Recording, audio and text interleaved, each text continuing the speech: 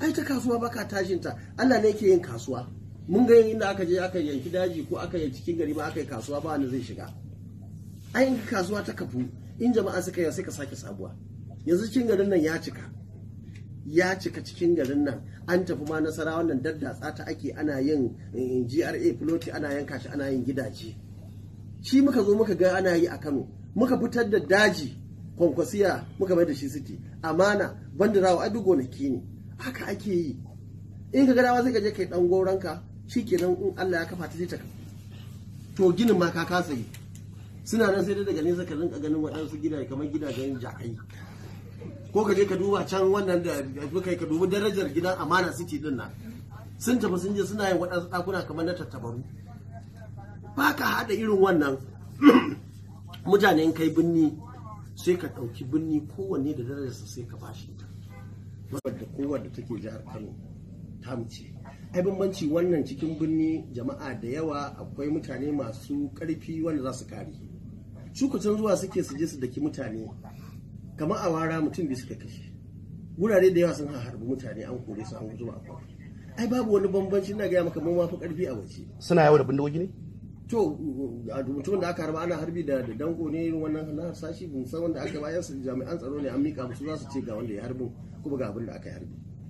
Saboda haka wannan lokaci da za a zo na wannan zabe, babu wani mutum wanda yake zai shigo ya sake mana kamar wa'annan marasa mutunci da suka je Nasarawa, kana rike da kujera kuma dukkanin su yaran mu ne na siyasa. Wa za su bude wa ido, wa za su yi wa rashin mutunci, waye bai san su, dukkanin su yarana ne na siyasa. Babu wani wanda ya isa a wannan tsarin da muke tafiya da shi mu kyale shi, kowane ne ya zo ya ce zai sake juya alƙalma. A daɗa jin motsin ku ba, amma su ana jin akwai yiwuwar waɗansu mutane suna shiga lunguna domin neman ƙuri'a. Daga ciki ma wasu an ce su suke. Akwai wata matsaya ku akan wannan? To mu kullum muna bin harkar doka da oda, su kuma ba abin da suka sani sai rashin bin ka'ida da rashin mutunci. Ba wannan ba sabon abu bane. Duka gudanar da ra'ayi zaɓe sun bazama saboda kudaden banza a hannunsu. Kudin jama'a sun dauka suna sayan kuri'a naira 5,000 naira 10,000. Na nan nake son jawo hankalin mutane musamman mata da su kula sosai, kar su je su sayar da damar su da darajar su. Yau asibitocin jihar Kano nan in ka je ko auduga mai kyau babu ita, babu katin ma za a rubuta, babu da su magunguna ko likitocin kuɗi.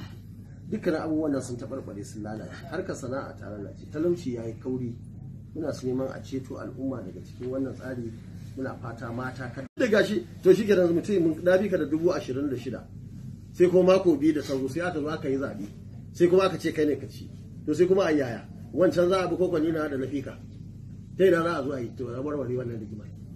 Haka sai kullu rigima ce kawai, wanda ma yi wannan dokar ne sai daga baya na gani aka gaya mu aka ce da doka, wannan doka ce in ma da ita ta iska wacce take ba za ta yi wuci kenan na fi ka da 26,000 sai a zo a ce a zo a sake.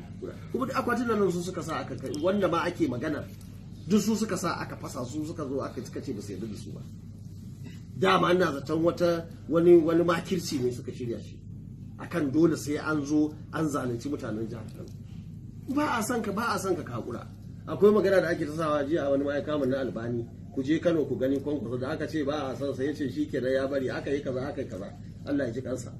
Haka ake yin siyasa. Amma za ka zo ka ce ran da mutane suka ce ba sa son ka sai ka yi imto. Musamman mu da Allah ya sa muna da haƙuri. Mutanen Kano suna da haƙuri.